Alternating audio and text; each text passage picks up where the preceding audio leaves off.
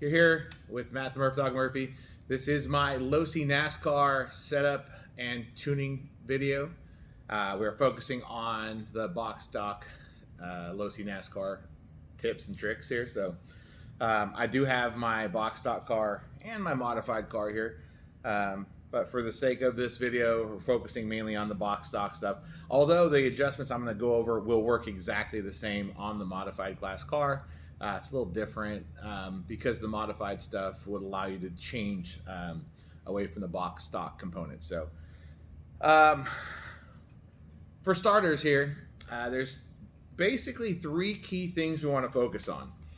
You've got your differentials, you've got your shocks, and you've got your tires. And those are the main three things I want to go over. And those are how we're going to tune the vehicle. So the Losi NASCAR is a four-wheel drive car. You got a front differential, a rear differential. It's got a solid shaft in the center. How you tune the differentials will change the way the car puts the power to the ground, effectively changing the traction distribution, how the car accelerates, how the car corners, and how it handles on throttle, off throttle, entry, exit, middle. Everything involved is right here in the diffs. I would say your differentials are the single most important part of your chassis besides the tires. Tires are always huge because tires are the only part of your setup that will ever touch the racetrack if everything's correct. If you're bottoming out the car, the body, the chassis, you're obviously doing something a little wrong because you don't want to be doing that. It's going to slow you down and cause erratic handling. So without going too deep in anything else, first things first, guys. I want to talk about differentials. Number one, I use Kyosho gear diff grease. So right here, I've got four options. I've got the 3,000 or 30,000, which is the blue, the 15,000, which is yellow, the 5,000, which is red, and the 1,000, which is purple. So what these diff greases do is you basically pack them inside the differential. You have your gears inside of there, and it will change. They're different viscosities. So this is a 30,000 CST rating, which is just a viscosity rating. This is a 15,000, 5 and 1. This is thickest, medium, thin, extra thin. And so depending on the viscosity will change how much resistance your differential has to causing a differential action, where the differential action is when one tire spins forward, the opposite will spin backwards. And so as you change the thickness of the grease inside of here, you will change the way the car works. One question you might ask is, why do you use grease?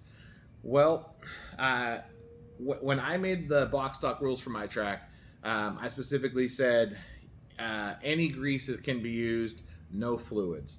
The reason why, these are not sealed gear diffs, they're not sealed to keep the fluids in. And if you run silicone oil inside the diffs, they will leak, they will get all over my racetrack, and then everybody will be slipping and sliding on silicone. So I avoid that, and we came up with this as a method of tuning. At my track, we allow any grease for box stock class because you cannot tech grease. I can't pull your diff apart, stick my finger in the grease and be like, oh, it tastes like stock. So there's no way for me to verify whether your grease is stock. I have no idea what the stock grease actually is, what it's supposed to be, beyond just being a lubricant. So let's go into some details here. So the way I have these set up here, 30K, 15K, 5K, 1K.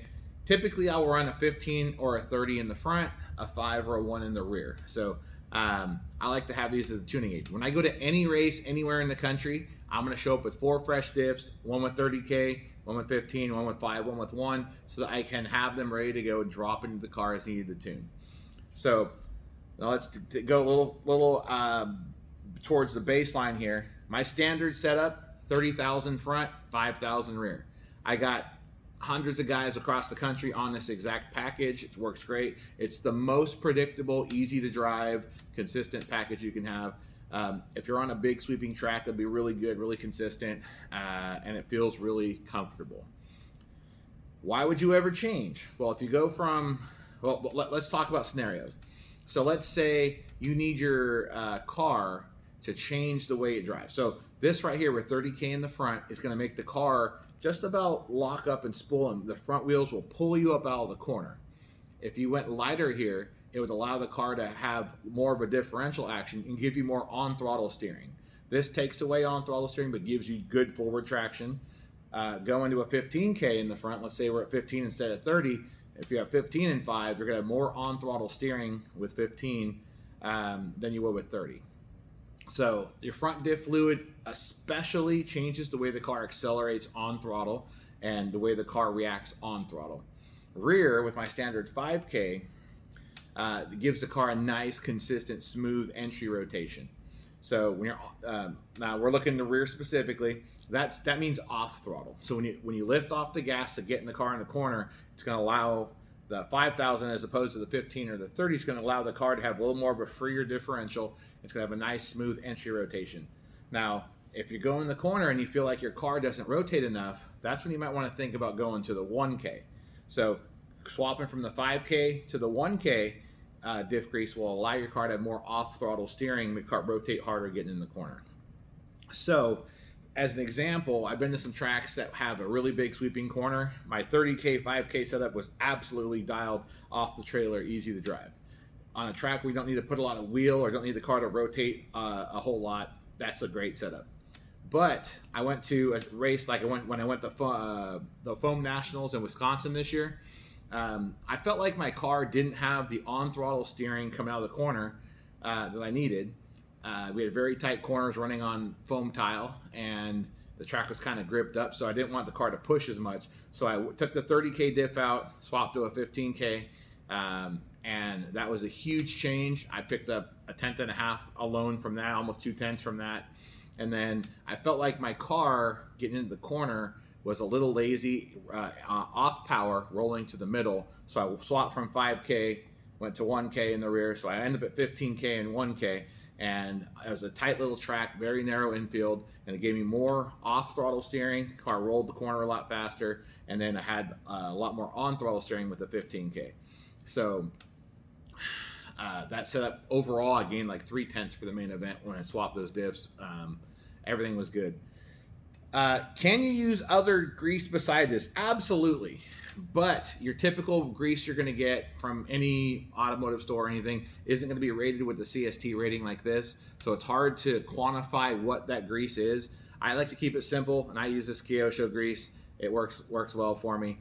And it comes with the 4 viscosities that they offer it in, work really well. Keeps it real simple. They're also color coded, so if you tear it apart, you don't remember what was in there. You open it up, oh look, it's blue. That was 30K. Pro tip, after I build the diff, I do take a silver Sharpie and write on there what the grease is in it, just so you know exactly what you're looking at, but you don't have to. So as far as diffs goes, there's all kinds of tuning that can be done with it. I like to have fresh diffs anytime I go to a big race. And I would say in general, most guys get 4 to 6 race nights on a differential. So once you build your diff, or you go through it, rebuild it, repack it, every 4 to 6 race days, I would say the average guy should be going through their diffs just to make sure, repacking it, because it will thin out, it will wear out a little bit, and then your diffs will free up some. So if you have any other questions, guys, well, you can always post them in the comments, and I'll get back to them and answer anything we can. But that's the basics for the diffs. As far as big races go, like I said, I will always have fresh diffs for all my stuff. Make sure they're good. Club racing, I'm not so worried about it. Also, road racing, just for those guys that are wondering, when I run on-road with this, my favorite setup is 30K front, 1K rear, because it allows me to have a lot of off-throttle steering with the 1K in the rear. If you go to the throttle, it's very predictable, and it pulls you up out of the corner, very neutral handling, but it still rotates the tight 180. So that's basically my standard diff grease package. So next step we're going to go through, talk about tuning shock oil. So most of these cars are, I believe they're supposed to come with 35 weight oil. If your car is anything like my 2 cars, this shock had 3 drops, this one had 1, and these 2 had none. So whatever oil it was supposed to be wasn't what was actually in there. I had a lot of air in a lot of the shocks. So the first thing I did, tear the shocks apart and refilled them with oil. I use Team Associated 50 weight shock oil. That's my standard. That's what I have in both my cars. Now, my suggestion, guys, that doesn't mean this is always going to be the best ticket. But with these cars, without having tuning springs able to be used in the box stock class, I recommend 50 weight for a standard. And I also recommend you carry 30 weight and 70 weight associated shock oil. Stick with the same brand. I don't care what brand you use, just stick with the same brand. That way you can compare the numbers.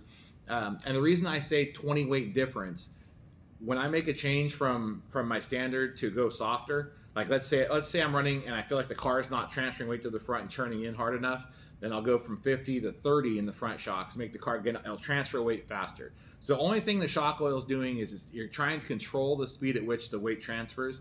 The thicker it is, the slower it transfers weight, and the less it transfers weight. And then the thinner it is, the more it transfers and the quicker it transfers. So lower grip, thinner oil. Medium grip, medium oil. Or you go to an extremely high grip, you're going to want to go heavier, like 70. I know some guys are running like 100 here and 26 here, and they're all over the board. I don't get silly with it. I like to keep balance. Both rears are always the same. Both fronts are always the same. I don't necessarily run all four the same all the time, but whatever I do to the front, I do to both sides. Whatever I do to the rear, I do to both sides. Keeps it balanced. That allows me to maneuver. So let's say there's a crash in front of me and I need to go left, right, left to miss it.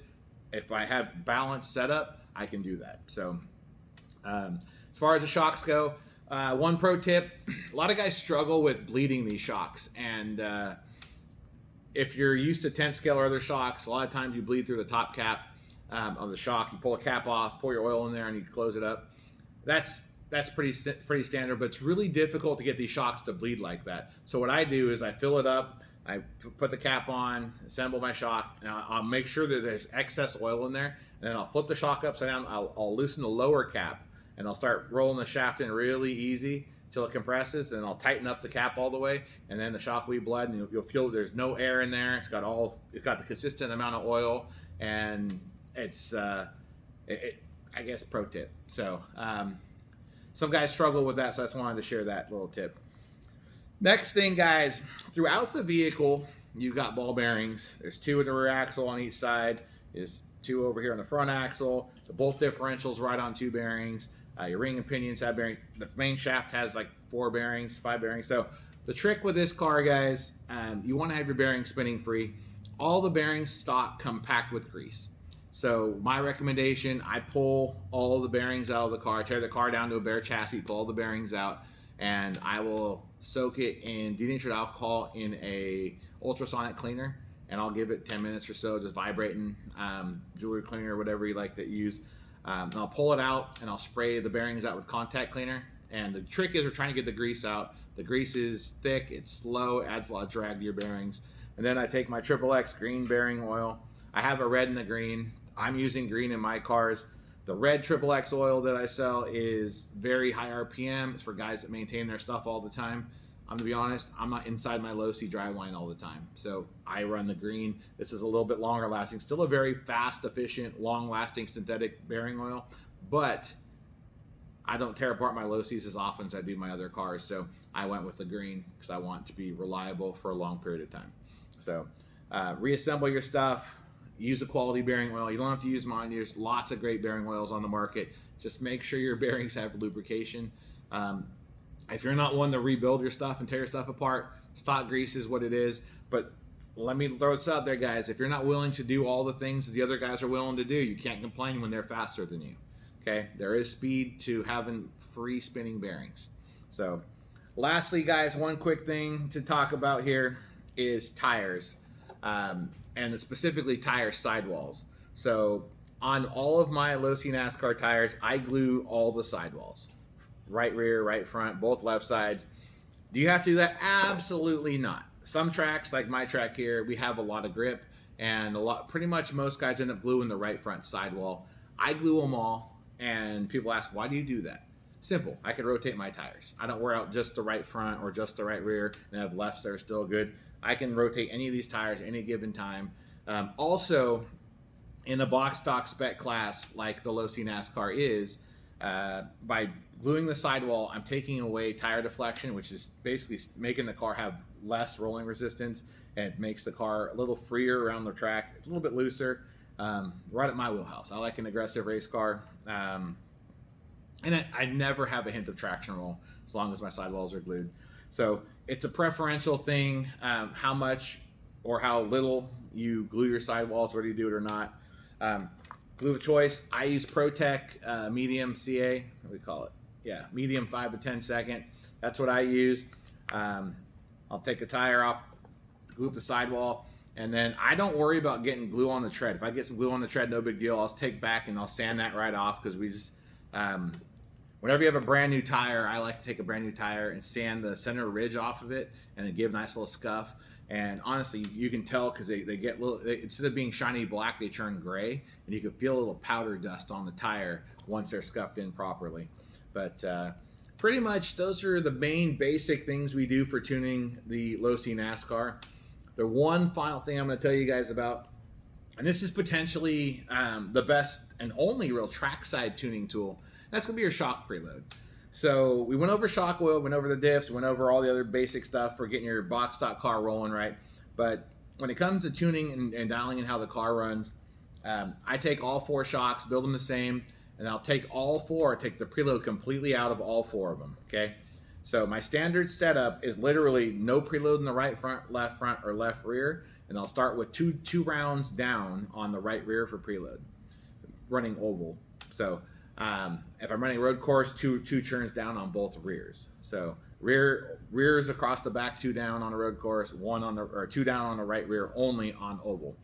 So on an oval track, if you need your car to have more initial cut in the corner and you're tight getting in, put another round or 2 in the right rear. Okay. If your car is too aggressive cutting in the corner, you want to tighten up a little bit, take those rounds out. So basically, I'm using the right rear preload collar as my adjustment for how the car turns getting in the corner. And then beyond that, mid corner roll, that's rear diff.